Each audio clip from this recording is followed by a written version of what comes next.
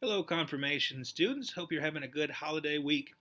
Last time we concluded the Ten Commandments in the Luther Small Catechism, and so today we're going to get started on the Creed.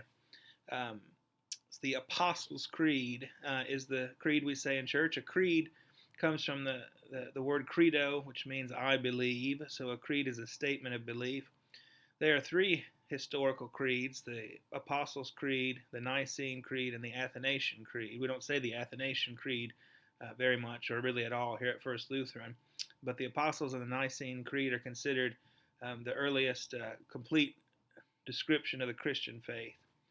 Um, so Luther says on the first article, and the first article of the creed is, "I believe in God, the Father Almighty, Creator of heaven and earth."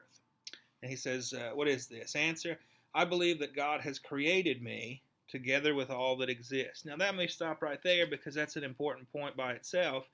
Um, it's possible to believe that there is no creator and that we're here by accident. If all we if all we go on is science, we know how we got here, but we don't know why we got here. Um, and so that could make us feel kind of like, well, what's the point of anything? Everything's random, nothing has any meaning to it. Not necessarily, but it could lead down that path. But it's a different thing entirely to say, I believe that God has created me together with all that exists, because that gives me a sense of belonging, a sense of purpose. It's nice to know that we're here on purpose because of the act of a loving Creator. That gives us a sense of meaning, that there is something that the world and ourselves and our lives mean. God has given me and still preserves my body and soul. All right, so that's an important point, my body and soul. We believe as Christians that we're not just our physical bodies and we're not just our intellect, but that there's an aspect of us that's called the soul, which is our inner essence, our inner being. Eyes, ears, and all limbs and senses, reason, and all mental faculties. In addition, God daily and abundantly provides shoes and clothing, food and drink, house, farm, spouse, children, fields, livestock, and all property, along with all the necessities and nourishment for this body and life.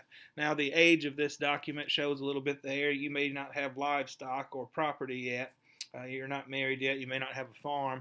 But what the sense of this behind this is that God gives us all we have. God gives us our phones and our homes and our parents. Everything we have, we owe to God in thanksgiving, which is the theme of this week here as we celebrate.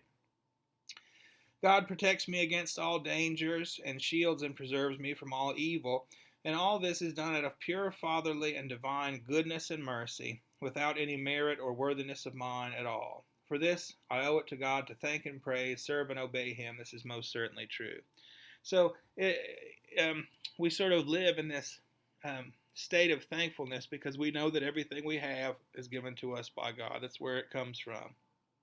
And in response, we thank, we praise God, and we also do our best to live according to the way we know God would like us to live as we see in the Bible. So we serve and obey Him.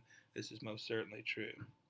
So that is Luther's explanation of the very first article, I believe in God the Father Almighty, Creator of heaven and earth. And next time we will jump into the second article, which gets into Jesus and redemption.